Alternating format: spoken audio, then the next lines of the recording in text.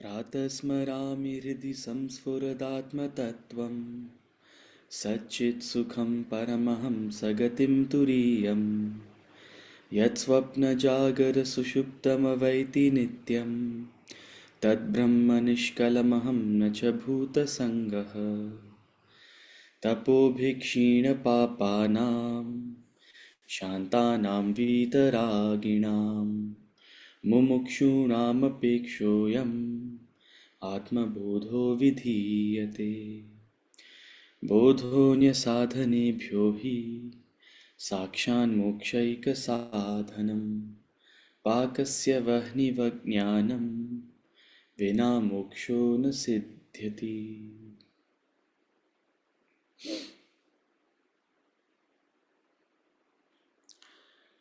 We'll chant verses 1 to 5, verse number 1 to verse number 5 of chapter 6.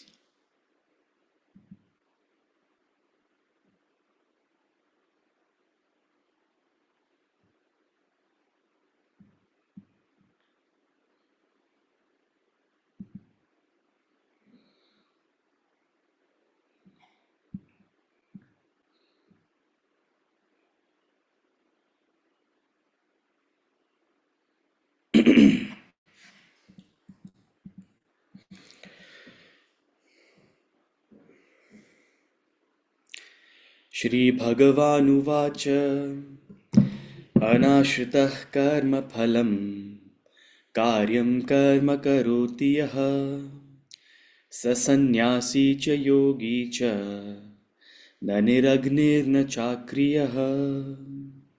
श्रीभगवानुवाच अनाश्रितः कर्मफलं कार्यं कर्म करोति यः स सन्न्यासी च योगी च न निरग्निर्न चाक्रियः। यं सन्न्यासमिति प्राहुः योगं तं विद्धि पाण्डव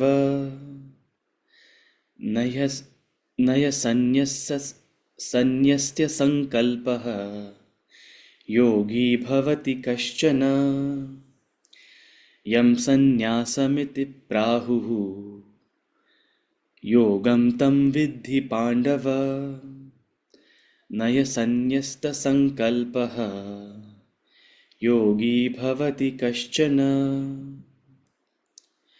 आरुरोक्षर्मुनेर्योगं कर्मकारणमुच्यते योगारूढस्य तस्यैव शमः कारणमुच्यते। आरुरुक्षोर्मुनेर्योगं कर्मकारणमुच्यते योगारूढस्य तस्यैव शमः कारणमुच्यते। यदा हीनेन्द्रियार्थेषु न कर्मस्वनुष्वज्यते सर्वसङ्कल्पसन्न्यासी योगारूढस्तदोच्यते। यदा हीनेन्द्रियार्थेषु न कर्मस्वनुषज्यते सर्वसङ्कल्पसन्न्यासी योगारूढस्तदुच्यते। उद्धरेदात्मनात्मानं नात्मानमवसादयेत् आत्मैव ह्यात्मनो बन्धुः आत्मैव रिपुरात्मनः। उद्धरेदात्मनात्मानं नात्मानमवसादयेत् आत्मैव ह्यात्मनो बन्धुः आत्मैव रिपुरात्मनः।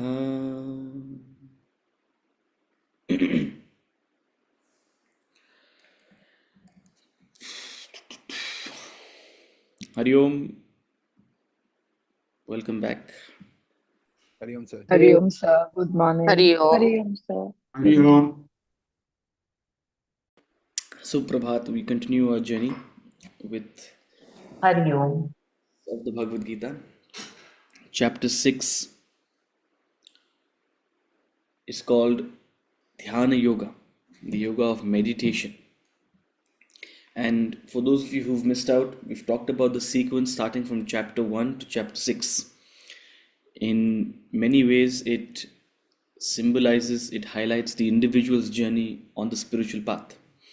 The individual's journey begins with a state of confusion, despondency, darkness, not knowing which is the right path to take, not knowing how to proceed, not knowing what is one's purpose, not knowing what to do, what not to do, caught up in this web of samsara.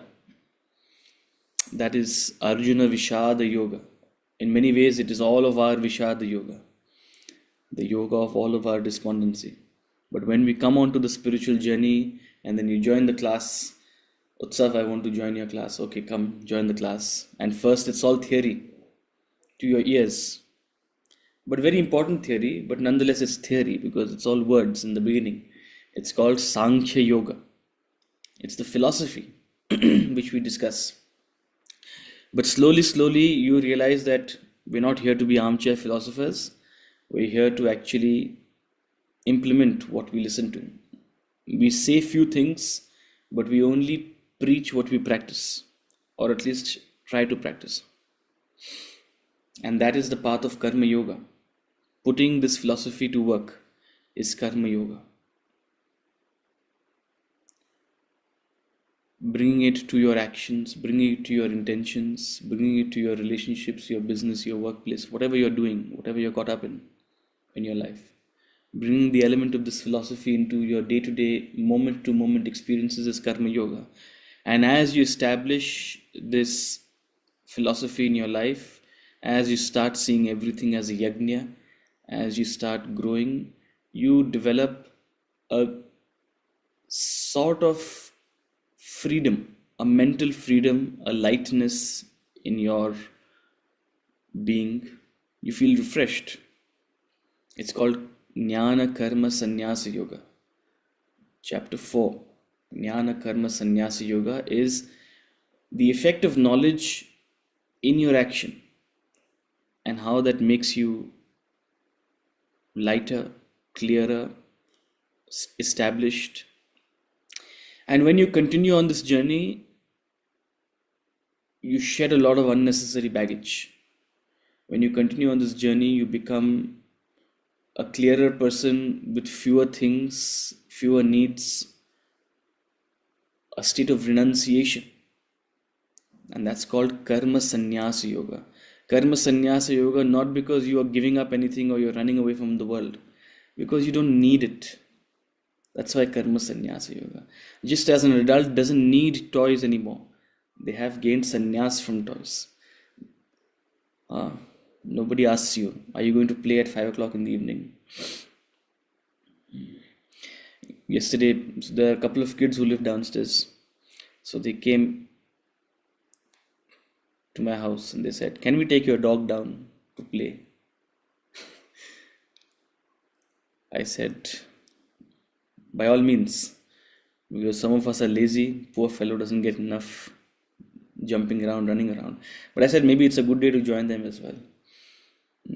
It's silly games they're playing. You may participate in it once in a while, but are you going to be caught up in it? Who won the badminton game? Who won the silly, what's it called? Hopscotch. They were playing some version of hopscotch downstairs. You don't need it anymore. It's a baggage you have shed. You have grown up from the world of toys and games. That's why you're an adult. That state of spiritual maturity, that same parallel journey you take on the spiritual journey, it's called Karma Sannyasa Yoga. It's a state of mental abstraction, a state where you are part of the world, but at the same time not drowning in it. And it's very hard to explain this to people because they think, oh, it means, almost separating yourself from the world. No. In fact, the people who are most immersed in the most important of positions, in the most important of responsibilities in this world, have been yogis, have been sannyasis. And that's the art. Who is a yogi? Who is a sannyasi? That's the whole discussion we had in the previous chapter. We talked multiple times about the journey from bhoga to yoga to sannyas to samadhi. Who is a yogi? Who is a sannyasi is perhaps the most misunderstood in this whole world. And the West is not interested in this. The West has no concept of sannyasi and yogi. The West wants to be a mahabhogi. And nothing wrong with that. We're not talking from a moral perspective, right? But more wealth, more enjoyment, more acquisition, more prosperity outwardly. Nothing wrong in it, per se. We're not being moral judgments out here. But that inner journey, being a yogi is an inner journey, being a sannyasi is an inner journey, where you may be amidst everything. You may be playing very important roles and positions. But how do you shield yourself? How do you stand your ground when everything around you is tearing down? That capacity comes in you only when you're a yogi. Only when you're a yogi can you do it better. That's all. So yoga, sannyas, and these are prerequisites. Sannyas is a prerequisite for meditation. That inner state of sannyas is a prerequisite for the culmination of the spiritual journey, which is meditation. So meditation is the end of the spiritual path. Which is why we spend the last chapter talking about yoga, sannyas, the qualities of a sannyasi, how to become a sannyasi, how to gain those virtues, what's the work you have to put in.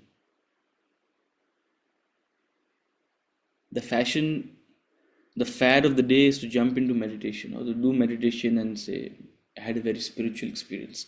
Good for you. I'm very happy for you.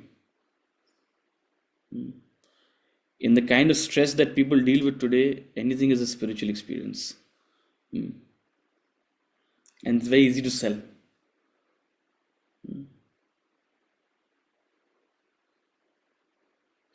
I'll call you for a 2-3 day retreat. We'll begin in the morning. I'll say, okay, everyone, please close your eyes and shed all your worries. Feel the beautiful smell of Mother Nature entering the right nostril, leaving the left nostril. I'm not saying it's a beautiful thing. Look, even I do it. Okay. Every moment I get, I try to connect with Mother Nature and I close my eyes. It's a very deep, beautiful experience. And that's not what we're wanting to deny you. You have to be meditative so that you can be in that experience every moment. That's what we want. We want to bring you to a state of meditativeness. And that doesn't come so easily. So the fad of meditation, the quick fixes of life. My guru had much stronger opinions about this, especially perhaps because he also lived through an age where yoga and Vedanta became popular because of, all these fads. Now I think things are, I don't know, they're changing slightly or not. But still, people's association with philosophy is meditation, right?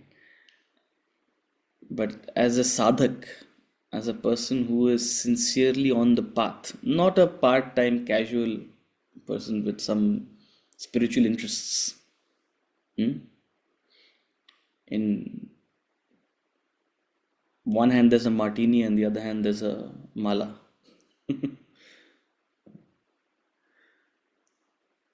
But if you're a sincere seeker, it's very important to know this, right?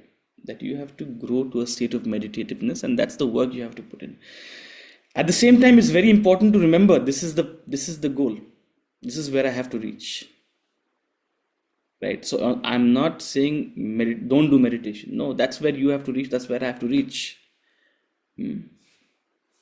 And from personal experience, I can tell you the urge will grow. Not because you want to run away from anything, not because you want to gain peace, not because you want to be free from stress. No. Meditation is not, the purpose of meditation is not to be free from stress. The purpose of meditation is not to gain peace. You're putting the cart before the horse. Only a person free from stress, only a person peaceful can meditate. Because the purpose of meditation is far greater. And really, if you want something more than a quick fix to your stress and peace, it's yoga. Not hatha yoga. Not moon pose, sun pose, child's pose. Karma yoga, bhakti yoga, jnana yoga. That's how you become a peaceful person. That's how you become a mature person. That's how you become a stable person. And only a stable, peaceful, mature person is naturally meditative. Such a person jumps into meditation. We've been using terms for stability, maturity, yogi, sannyasi. That's a spiritually mature person. That's why we've spent the entire last chapter talking about that. Okay, so that brings us to the shore of meditation. And even in this chapter, he won't jump right into it. He'll start with a beautiful summary of the last chapter. Chapter 6, verse 1, and then the first couple of verses will talk about the yogi, the sannyasi, who we have spoken about in chapter 5. Because again, he's setting the prerequisites. He's saying, remember, this is what it takes to be a meditator. This is what it takes to become meditative. You have to be a yogi. And who is a yogi? He'll give a beautiful definition in chapter 6, verse 1. I'm waiting to jump to it.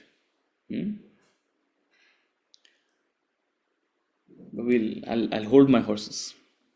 But the first 7-8 verses, he'll talk about who is a yogi, who is a sannyasi, and how they grow to a jnani, that state of enlightenment. And then he'll move into the specifics of meditation. In the second section of this chapter, he'll talk about the disciplines required in the seat of meditation. Right? To proceed to the seat of meditation, what are the external disciplines required? And what are the internal disciplines to prepare yourself for that seat? Reiterating that peace is a prerequisite for controlling the mind, for a controlled mind. And then a meditative mind remains peaceful in and through all experiences. But ultimately, the purpose of meditation in section 4, as it says, is the gateway to self-realization. Meditation reveals the self in one and all. We've been talking about Atman, Atman, Atman, Atman. It's all words until you actually experience it. And that is the experience that scores of sages have gained. That conviction they get in this thing called the Atman, in God, is through their own revelation, through their own realization. And meditation is the gateway to that experience. Then Arjuna asks a very important question. He's saying all of this is big talk, but I don't think it's possible to meditate. I don't think it's possible to control this thing called the mind. It's a Goliath, and I am a David. And Lord Krishna gives a beautiful answer. You're absolutely right. It's not easy. Nobody said it was easy. Nobody said it was easy. But one who is qualified, for them it is easy. Just like in cricket, we all give commentary from the outside. इसको तो ऐसा करना चाहिए था, इसको तो ऐसा वैसा करना चाहिए था, इसको ऐसे खेलना चाहिए था. Go try and play. You'll be trembling. Your mouth will be parched. Your hair will be standing on end. You'll be Arjuna in the middle of the cricket field. You'll not know where. And then the ball will come and you'll hide. You'll try to duck because you're afraid of the ball coming at you. But for a Virat Kohli, how easy is it? He'll come and play an elegant cover drive. So, for one who is qualified, it is easy. But for you and me, Delhi अभी दूर है. I don't know for you, मेरे लिए थोड़ा दूर है. And ultimately, he reiterates that the yogi, through the experience of meditation, unites with God, unites with Brahman, gains God realization, self-realization. That's the chapter. It's a beautiful chapter. Stay with me. We'll start with verse number 1. But before we start, are there any questions from the previous class? Hanji Rashmi ji. I can see you're challenging me. I want to start verse number 1 and you are taking me back. So I had 3 questions. I will ask only one. 3 questions. Yeah, but I'll ask only one. Okay, you can ask 3. Don't worry. I'm just. No, I'll ask at the end of the class now. So there's one question which is on verse 25. So it states that such a person maintains his suzerainty over the pairs of opposites that confront him. He no longer acts sinfully. And before that, it's written, people bearing strong likes and dislikes suffer even more because they clash more forcefully with the dualities.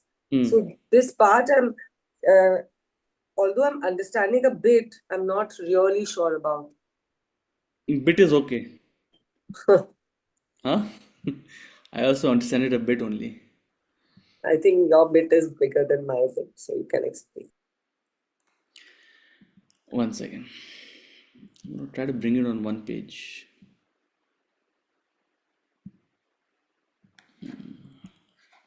Such a person maintains suzerainty, no longer acts sinfully.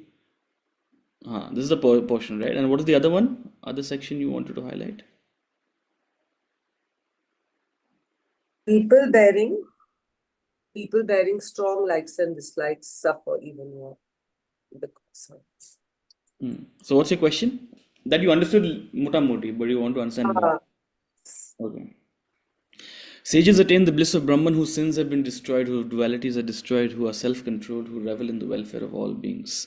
So once again, he is talking about that state of a sage. What is the inner state of a sage? In verse number 24, he gave some more advanced qualifications.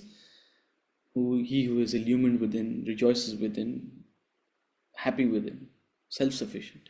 Such a person is qualified to gain the bliss of Brahman, and he gives further descriptions out here. Such a sage is one whose sins have been destroyed, whose dualities are destroyed, who is self-controlled. So he's talking about the effects of yoga in making a sage.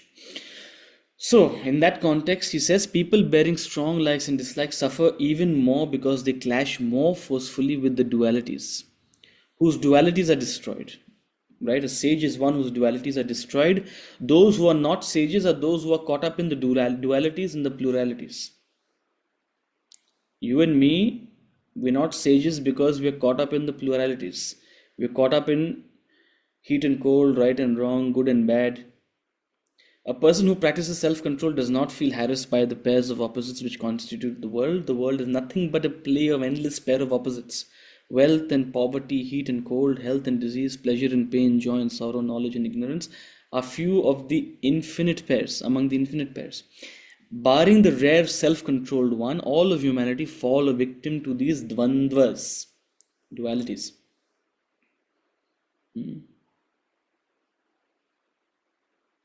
The victimization is caused by the distinct likes and dislikes that swarm the mind of every human being. People bearing strong likes and dislikes suffer even more because they clash more forcefully with these dualities. So the more the likes and dislikes you have, and this is another way in which to look at any person. You know, whenever I look at any person, I've told you this before, I just see a bundle of vasanas. You see the face, you see the complexion, you see the color of the hair, you see the height. I see a bundle of vasanas. Develop that vision. Every human being is nothing but a bundle of vasanas, a bundle of gunas, qualities, and they have a variety of likes and dislikes. That's what it is. If I have to describe Rashmi, many ways I can describe her, but perhaps the most accurate way will be in terms of what she likes and what she dislikes. So everybody is a bundle of likes and dislikes. The stronger and more potent these likes and dislikes, the more you will clash with the world. Why? Because the nature of likes and dislikes, it belongs to the mind, right? Likes and dislikes reside in your mind. Your mind is a vessel of emotion. Your intellect is a seat of thinking, reasoning, judging, deciding, analyzing, assessing, questioning, right? That's the buddhi. The buddhi doesn't have likes and dislikes. It's the mind which has likes and dislikes. Now, if the likes and dislikes of the mind hold more weightage in your personality, it simply means that what you like you gravitate to, what you don't like you are averse to. And that's the expectation you set with the world. Right? Now, the world is nothing but always an admixture of opposites. One cannot exist without the other. Now, you have liking for one and disliking for the other. You like the cool, you dislike the heat. The world is going to go through its seasons. It's an admixture of heat and cold. But when it's hot, oh, I dislike it. I really hate it. I don't want it. When it's cool, oh, I love it. I'm having such a great time. Come to my garden. I'll cook you a meal. We'll have a wonderful time. So your life will oscillate between pleasure and pain. Why? Because you are dependent on your likes and dislikes. And the extent to which you are dependent on it, to that extent, with that intensity, you will clash with the world. To that extent, with that intensity, the world will affect you. So your affectation of the world is directly proportional to the intensity of your likes and dislikes. If you bear strong likes and dislikes, you suffer more. The lesser your likes and dislikes, the lesser weightage. See, everybody has likes or dislikes. It's the importance you give it that matters. Even a sage has likes and dislikes. My guru had some funny likes. He liked Marmite. You know Marmite? Vegemite. It's this horrible tasting, I don't even know what it is. It's like shoe polish. God, please save me from my guru. I have said this about Marmite. Vegemite. But it's like this funny yeasty taste, It's like you spread it on bread like butter. Okay. So even a sage has likes or dislikes. But who is a sage? A sage is one who gives no importance to them. If it works out, all well and good. If it doesn't, if the world is going a different way, all well and good. Means if there is Marmite for breakfast, nice. If there's no Marmite for breakfast, you shrug your shoulders. Now there are some people in the family, मेरे मन के हिसाब से बनना चाहिए, मेरे मन के हिसाब से है. And then if at all they are a little charitable, equal होना चाहिए. एक बार मेरा बनेगा, एक बार तुम्हारा बनेगा. And जब तुम्हारा भी बन रहा है तो मेरे हिसाब से तुम्हारा बनेगा. I don't like upma, but if upma is made, it must be made with more upma, less vegetables.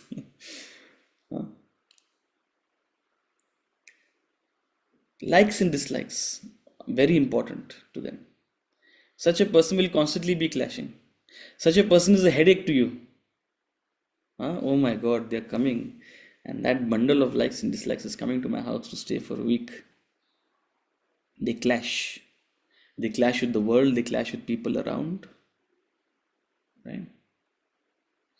And this likes and dislikes is not only for external objects, it could be even in terms of people and their relationships, right?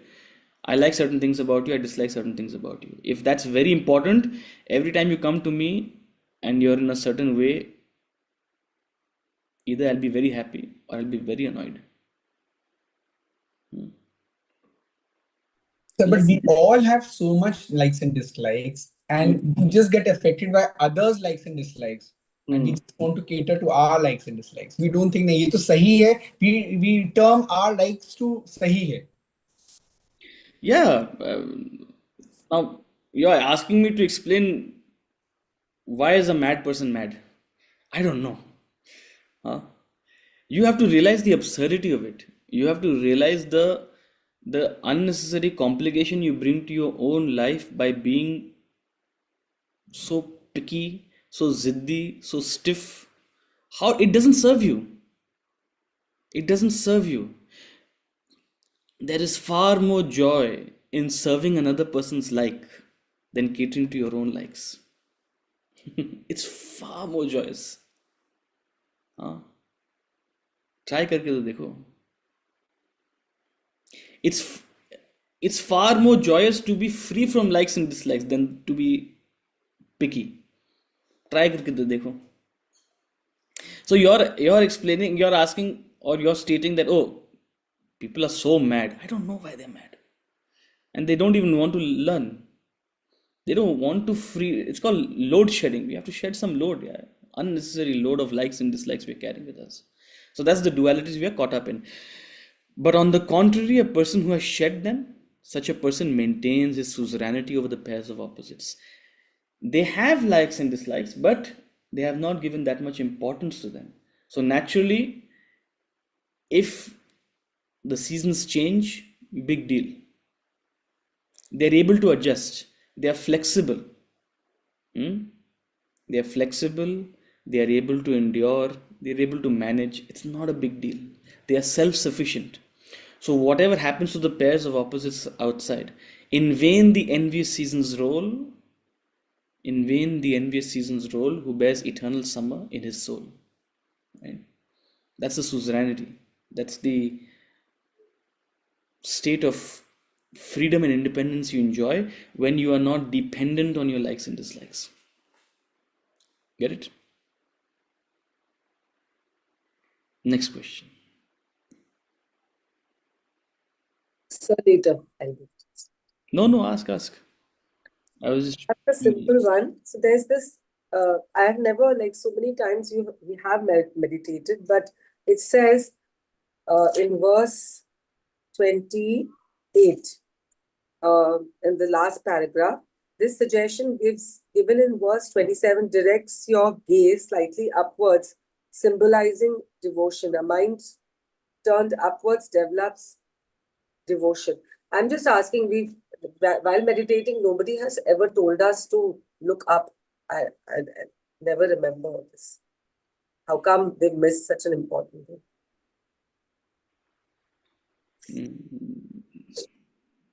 You are very experienced in meditation.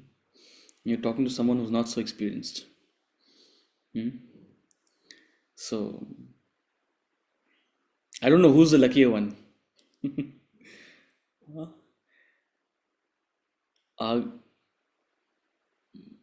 guru since day one has clarified this perspective that meditation is the culmination of the spiritual journey. Not to say that don't meditate, but don't rush into meditation thinking that it's the first step on the spiritual journey. Realize that you have to turn meditative. That's the conviction since day one. So that's why folks like me and many others who I learnt with, this clarity is there in us, that the urge to meditate will grow gradually. And it's not an urge to meditate to become peaceful. It's an urge when you develop mumukshatva. It's called a desire for liberation. So unless and until you have mumukshatva, unless and until you have a desire for enlightenment, unless and until you have that higher goal, higher desire, I don't know what meditation has been peddled around and what kind of meditation you have practiced, or whoever has guided you in what sense. I'm not sure. That said, this is a very important and a very subtle suggestion given by Swamiji, that your gaze in meditation should be slightly upwards. Forget meditation, even in bhajans. I remember I used to give this suggestion. Why are you looking down and singing bhajans? Hmm? Krishna, Krishna, Govinda, Krishna. You're looking down and your face is slightly sad. No, when you're singing bhajans, you should look up and you should have a graceful smile on your face. You're taking the Lord's name and you're trying to invoke that connection with the Lord, right? So, generally, what is our concept of bhajans? O Palanhare, Nirguno Nyare. The rain is not coming, we are losing the match. हमको 3 गुना लगान देना पड़ेगा. O Palanhare, please come and save us. हमारी उलझन सुलझाओ भगवान. That's our concept of bhajans, unfortunately. No. ठीक है. Occasionally you can take the Lord's name to come save you from a crisis, but don't remember the Lord only in a crisis. You're you're you're you're greeting the Lord through your bhajan. So devotion is expressed through an upward gaze because you're reaching out to something bigger and greater than you, right? So that's a small symbolism, whether it's in bhajans or in meditation, that when you meditate, you shouldn't be slouch and you shouldn't be looking downwards. You're looking up to the cosmos, the inner cosmos, but you're looking upwards, right? So that upward gaze symbolizes devotion. Your entire being should be filled with devotion when you're in the seat of meditation. That devotion is your shastra to protect you from unnecessary thoughts and to keep you on that goal of enlightenment that you're seeking through meditation. That devotion is a very important element to prepare you for the seat of meditation, and you must sort of invoke that devotion through your gaze, through your posture, through all these things, right? That's his guidance. But you can't become devotional in meditation. Don't think that by meditation I'll become devotional. No, you're invoking the devotion that you have already cultivated in you in that seat of meditation, because that's your protector in that seat, to protect you from unnecessary disturbances. So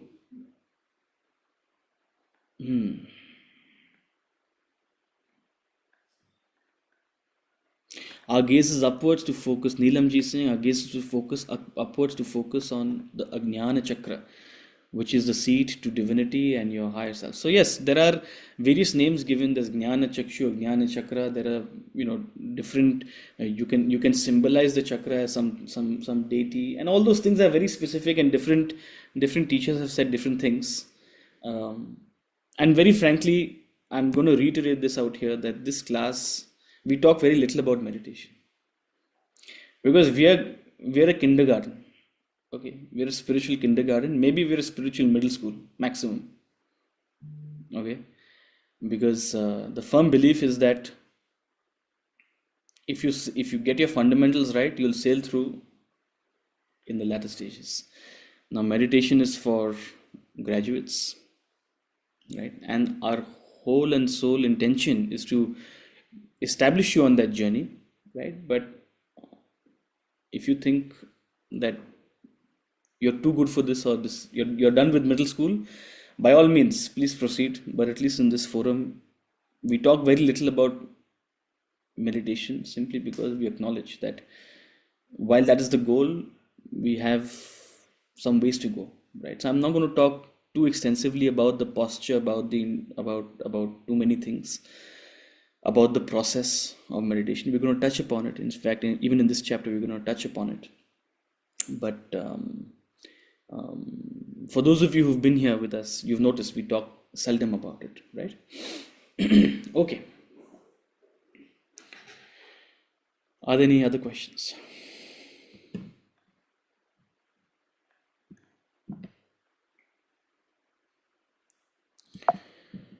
Chapter 6, verse number 1.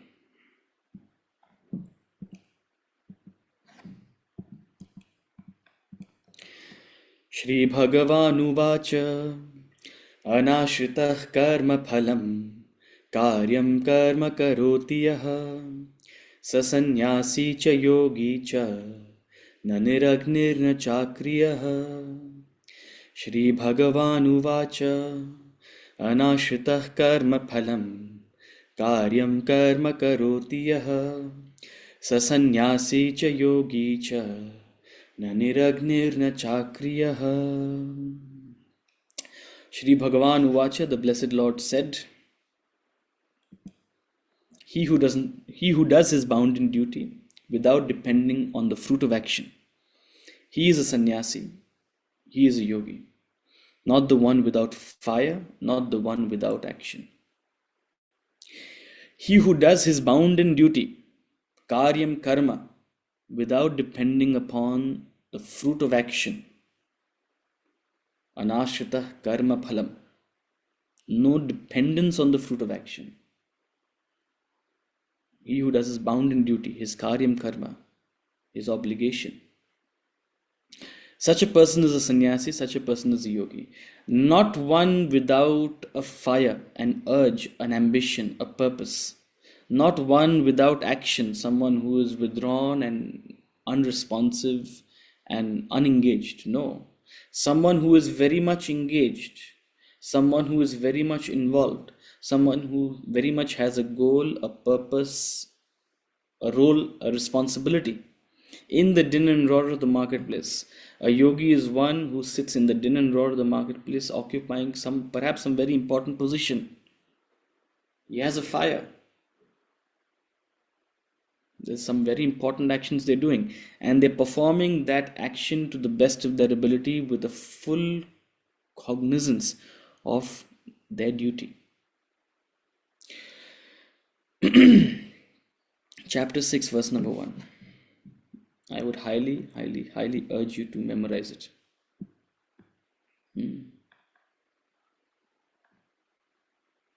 Highly urge you to memorize it. It's a hallmark. I don't know, for some reason, perhaps it's not maybe one of the most famous verses, but it's certainly among my favorites. So I'm biased. So from time to time, I tell you to memorize certain verses. This is one of them, right up there. You should be able to chant it in your sleep. Anashrita karma phalam karyam karma karoti hai sa sannyasi cha yogi cha na niragnirna chakriya. A very apt beginning to this chapter, continuing from the previous chapter where we talked extensively about who is a yogi, who is a sannyasi. And in all this talk, in all this discussion, you get some abstract ideas. Oh, so a sannyasi is one who is totally disconnected, who's totally, withdrawn, who has all these esoteric qualities. No. He clarifies once again, a sannyasi and a yogi, they are one and the same. Right? A sannyasi is a advanced yogi, that's all it is. It's an advanced version of the same thing. It's the same journey, it's two stages of the same journey. An advanced yogi is a sannyasi. So they are one and the same, they have the same qualities, just in different degree, intensity. And what is that quality? A cognizance of one's karyam karma. What is one's duty? What is one's role?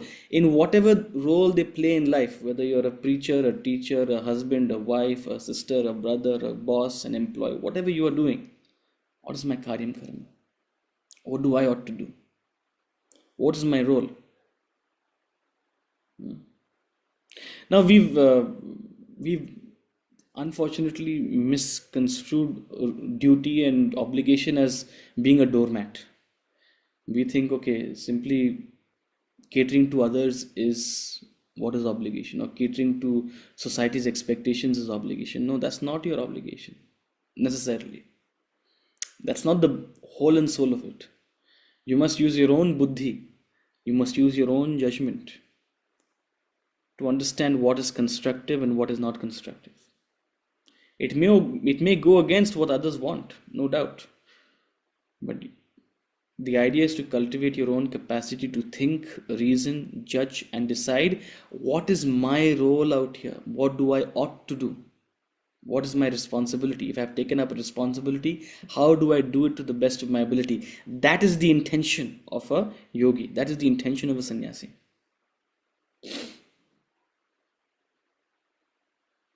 So one who is acutely aware of their dharma, acutely aware of their duty in any situation, regardless of the outcome. If it works out, if it doesn't work out, you shrug your shoulders. No kartritva bhavana, no sense of I am doing it, I am important.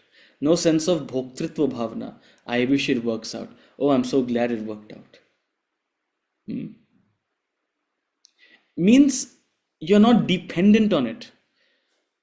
Whether it is favorable or unfavorable will not change your choice to do the action. Of course, you do it to succeed. You do any action for a favorable outcome. I'm not saying you become a sadistic person. No, you're doing any action for a positive outcome. But if it doesn't work out, that capacity to shrug your shoulders, that is anashrita karma phalam, without dependence on the fruit of action. So one who does their bounden duty, without depending on the fruit of action, without depending on the outcome, one who is acutely aware and is consistent day in, day out on what they need to do. Such a person is a sannyasi, such a person is a yogi. You can't say it more simply than this. Shed all your ideas of a yogi, shed all your ideas of a sannyasi you have in your head, starting with their appearance. They don't have to have matted locks, they don't have to have ochre robes, they don't have to have thicker and thicker malas around their neck. The thicker the mala, the more serious the yogi. That's what we think, right? Someone, go to Rishikesh and you see some of these sadhus, 3-4 malas they have around their neck. Must be really serious yogi. Shed all those misconceptions. Who is a sannyasi? By appearance, they may not look like a sannyasi. They may be sitting with you, dining with you, moving around you. They may be your family member. They may be amidst you, in the din and roar of the marketplace. You may be engaging with them in your business. A person who has this inner awareness of what is my role, let me do it, in that spirit of surrender, in that spirit of oblation to the higher, their bounden duty. This is what I have been designed to do, this is what I have taken up, let me do it to the best of my ability. Not one without passion, not one who is disengaged. So get away this idea that, to be spiritual you have to move away from the world. No. To be here now, that's the challenge. Eventually you may want to move away. That's eventual.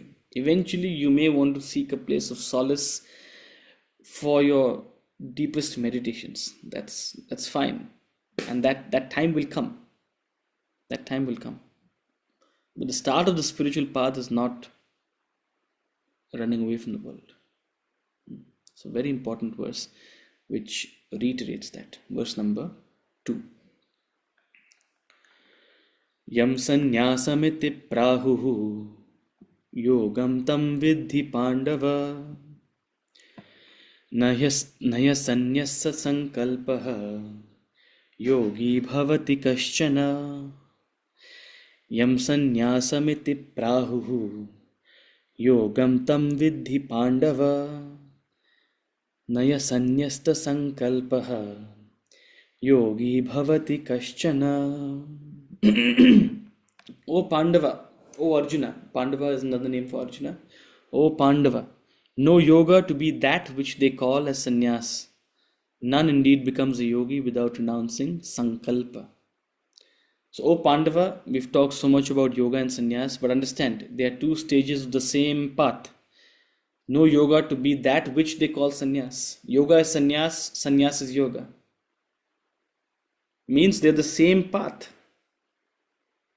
And for a deeper understanding, since we have discussed this, yoga is the beginning, sannyas is the intermediate.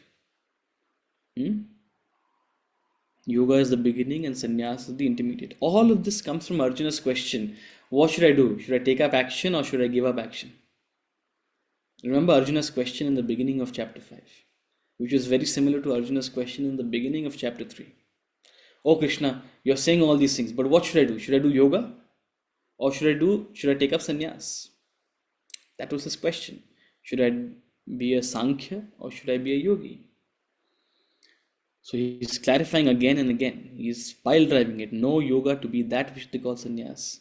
You can't be a sannyasi without being a yogi. Sannyas is not giving up action. Sannyas is taking up action and giving up your kartritva and your bhoktritva. Sannyas is taking up your duty in a spirit of surrender to the divinity. That is sannyas. So no yoga to be that which they call sannyas. None indeed becomes a yogi without renouncing sankalpa. Sankalp, your wishes, your hopes.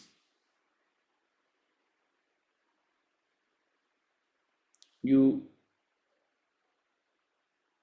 this context, sankalpa also perhaps indicates not just a wish but an obsession, right? Something you really want. And that is contrary to the spirit of surrender we're talking about. No doubt you may want something, but do you have that capacity to let go of it and let the universe give you what it needs to, while you do what you need to do? Taking up your action with that spirit of surrender in silent communion with the universe, saying, I'm doing my part, now you give me what you need to give me. That attitude. That is the attitude of a yogi. As opposed to, I need to do this, I need to get this, I must gain this, I must become this, I must achieve this. Without this, I'm not going to stop. When you try to dictate life, and when you create this mental pattern in your head that this is what life must be, and without it life is unsuccessful, with it only life will be successful, this is what I need to become. In the beginning it may seem like a passion or determination and ambition, but actually it's an obsession. And actually in many ways it is you can't dictate life beyond a point.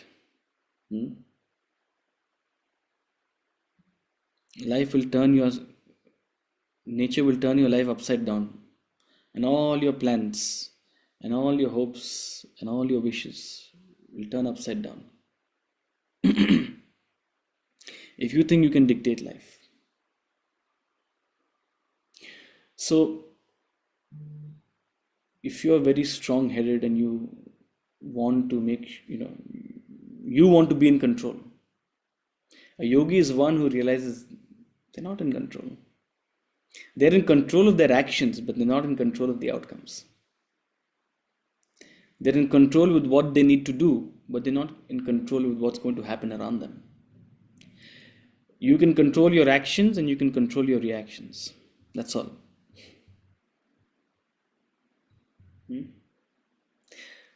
When you have achieved that, you are said to have renounced sankalpa. At one level, I'm diluting it a little bit. Ultimately, a yogi is one who doesn't have any demands from the universe. Ultimately, a yogi is one who completely surrenders to the plan of the universe. So ultimately, that is what it means to renounce sankalpa. There's nothing I wish to dictate and mediate and make happen. Whatever must happen, let it happen.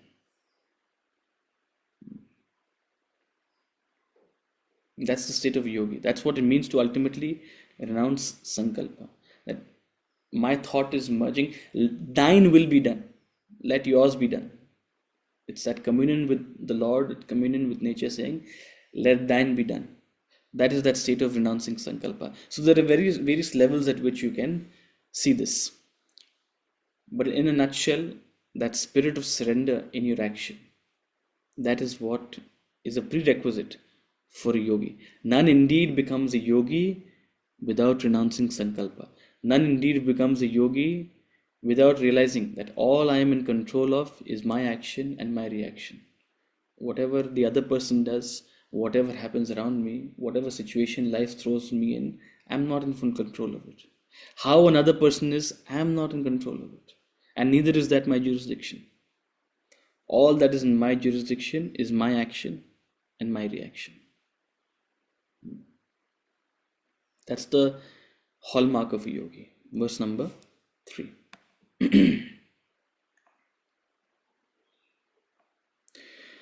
आरुरुक्षोर्मुनेर्योगं कर्मकारणमुच्यते योगारूढस्य तस्यैव शमः कारणमुच्यते आरुरुक्षोर्मुनेर्योगं कर्मकारणमुच्यते योगारूढस्य तस्यैव शमः कारणमुच्यते.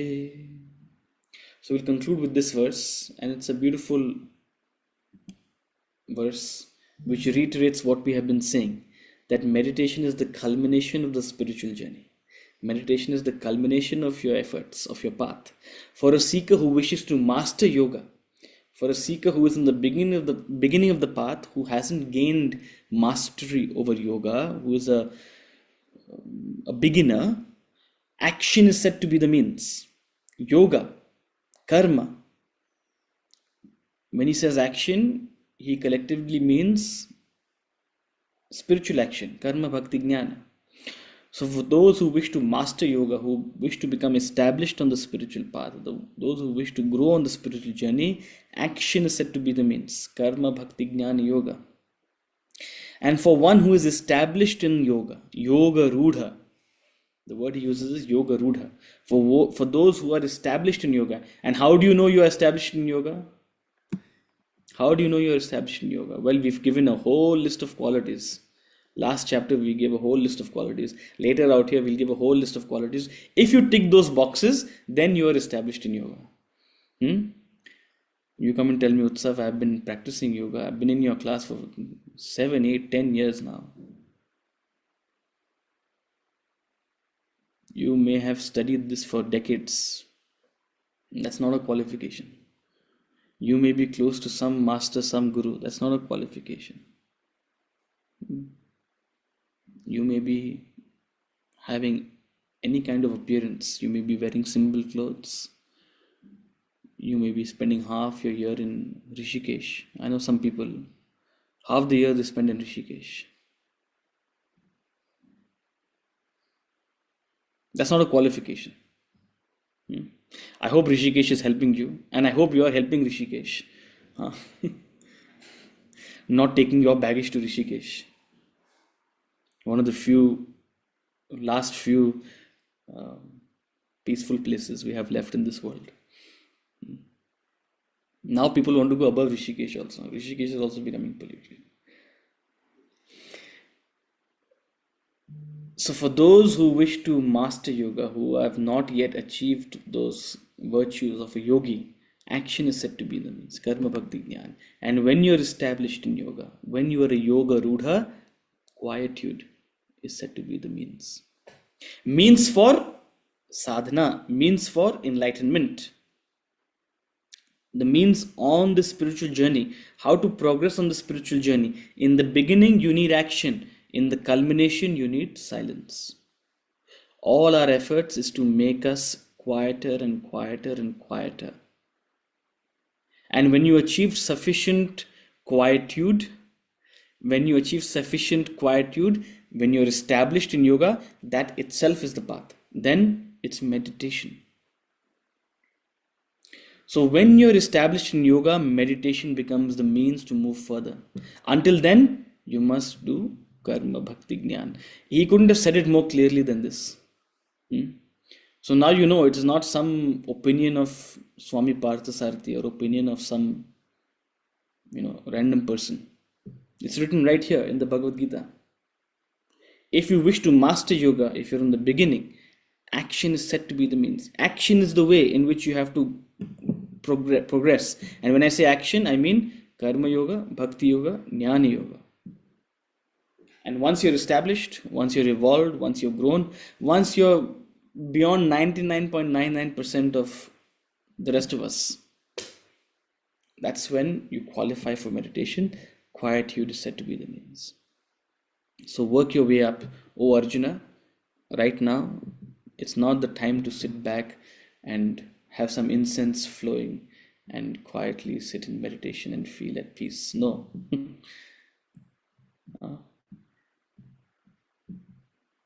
That's not a permanent fix to all the problems you're going through in your life.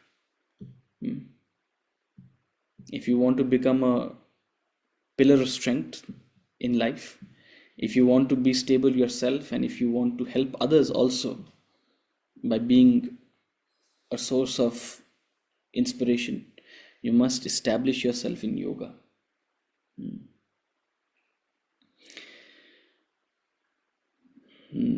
We can't say enough of this. We can keep going on and on and on about this. But with that thought, we'll conclude today. Thank you so much. And I'm hanging around if there are any further questions. I think Rashmiji had a question. So if you'd like to leave, feel free. I understand it's beyond time. But Thank you so much, sir, for a very beautiful class. Yeah. But yeah, Rashmiji, your third question. Thank you, sir. So there's one question from verse 29, first paragraph. Here is one such usage where Lord Krishna refers to the self as the enjoyer of sacrifice and austerity, the supreme Lord of all worlds and a friend of all beings.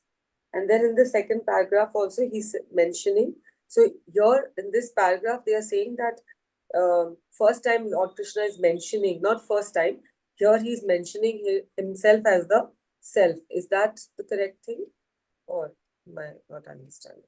Yeah. So when he's using the term me, and whenever he uses the term me in the Bhagavad Gita, and there are several occasions when he'll do that. So wherever Lord Krishna uses the term me, it doesn't mean the person Krishna, it means the Atman.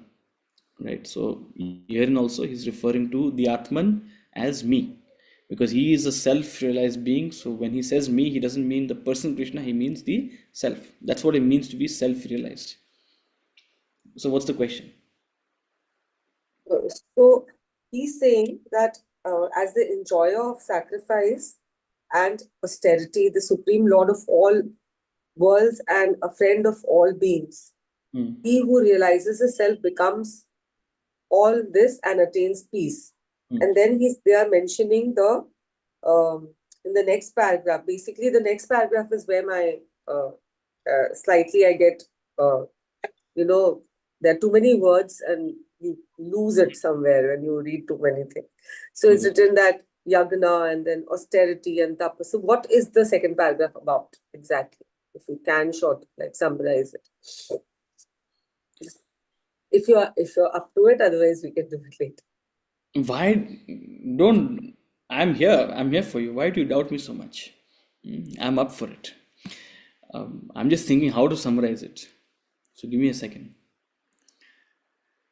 Okay, yajna means work done in the spirit of service and sacrifice for a higher ideal. Tapas means conserving and directing your energy for achieving the ideal. Therefore, to practice yajna and tapas, one must fix an ideal in life. An ideal is a common cause.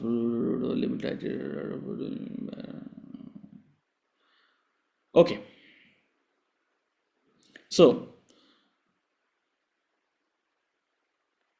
this paragraph, he's simply talking about know me as the enjoyer of sacrifices and austerities. Okay. In this paragraph, he's simply explaining what it means for, or what he's meaning by the self is the enjoyer of sacrifices and austerities. What he's saying is that when you live a life of yajna and tapas, when you live a life of service and sacrifice and discipline and simplicity, you are actually peaceful, you are content, and you are more in connection with your inner being rather than living an extroverted, outward, oscillating life. Okay, and I'll explain that. So he's describing, first of all, what is a yajna? A yajna is what we've discussed in chapter 3, chapter 4, work done in a spirit of service and sacrifice. That's what a yajna is. Yajna is performing action in a spirit of service and sacrifice, whatever be the action. It could be your relationships, it could be your workplace, anything, any action performed in a spirit of service and sacrifice is a yajna. When you do an action with that spirit, it becomes a yajna. Your house is a yajna, yajna shala, in which all your family members are participating in this yajna, and each of you are putting in the ahuti, the contribution of your efforts, right? And as a result of your efforts, the fire of your household is kindling, right? So if your efforts are selfish, the kindling will be not so nice. If your efforts are unselfish, there'll be a beautiful kindling of the fire. So this is the idea of a yajna, any action performed in a spirit of service and sacrifice for a higher ideal, right? So unselfish, higher goal. There are those people who don't have any goal in life. Then there are people who have a selfish goal. It's all about me, I, what I need to achieve. But beyond having no goal, beyond having a selfish goal, is having an ideal. An ideal is an unselfish goal beyond your personal interest, which doesn't mean you deny your personal interest. It means you include a larger interest beyond your own. An ideal is an unselfish goal beyond your personal interest, where you're acknowledging the existence and the needs and the welfare of others. You're serving a higher purpose. You're seeing yourself as a part of the whole. That's what an ideal is, right?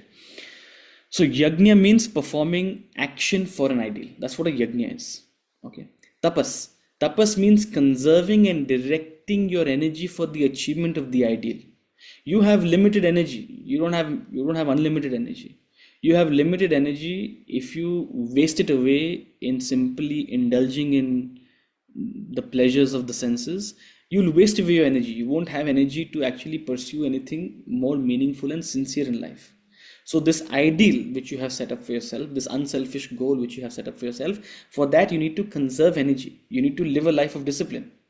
You can't say, oh, I will work sincerely towards a higher cause. I will, suppose if your business, for example, right? You take up your business in the spirit of yajna, but you're awake every night till 4 o'clock in the morning. Your friends are taking you on a spin in the middle of the night. You wake up at 12 o'clock all groggy, not knowing whether it's Tuesday or Thursday, not knowing how many meetings you've already missed. How will you achieve your goal? So you need to have a discipline. You need to have a schedule. We're not saying you have to deny yourself pleasures. No, but you need to conserve your energy and direct it towards that ideal. That is called tapas. The work you do towards conserving your energy, your limited energy, and directing it towards that higher goal which you have set for yourself, that is the definition of tapas. So together, when you live a life of yajna and tapas, all of it towards a higher goal, you become a more peaceful and content person, right? It's a far more fulfilling journey of life than simply a life of selfish indulgence. That's what he's saying. Now, when you connect with that higher enjoyment, he's symbolizing it. I am that enjoyer. I, the Atman, that inner being, is the enjoyer of all of this. You're connecting with me when you're actually living such an introverted, unselfish life, right?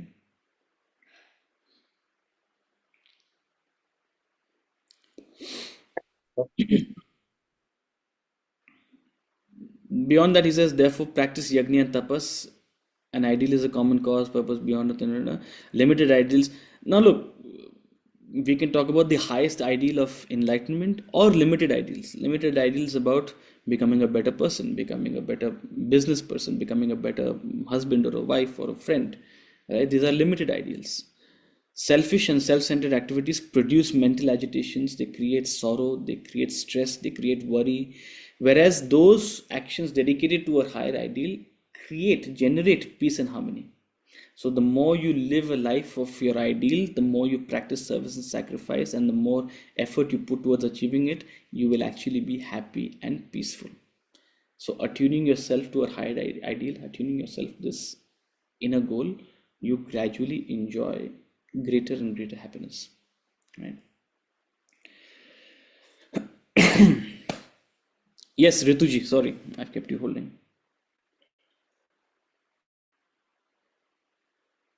Yes.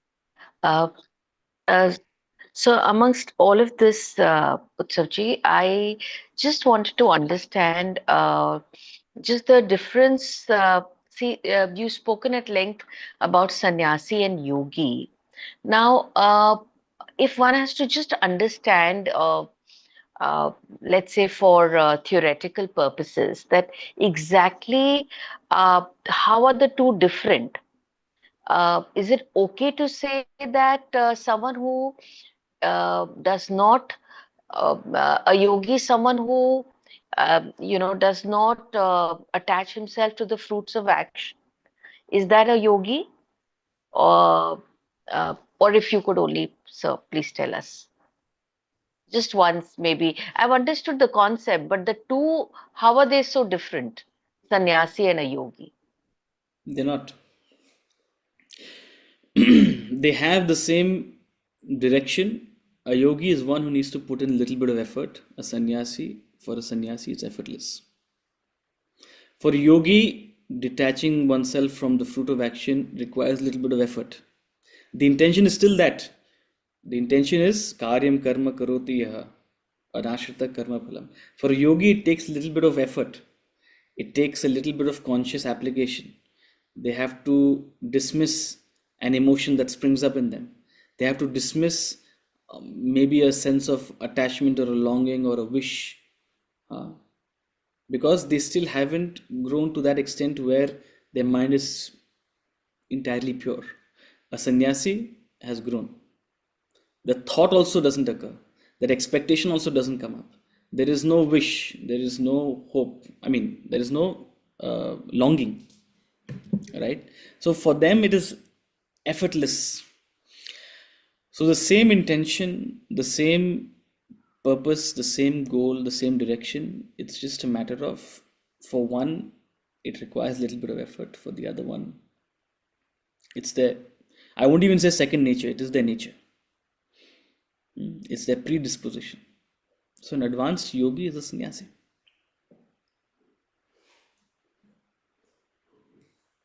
So we could understand it as a matter of a stage. I mean, if someone is there, you begin as a yogi and you can get there as a sannyasi, Absolutely. maybe. So Thank don't you. worry about Thank you. sannyas. Worry about yoga. And if you've missed it, go back to all the classes from chapter 5. It's all available on YouTube. Yes. I would urge you to Yes. Yes.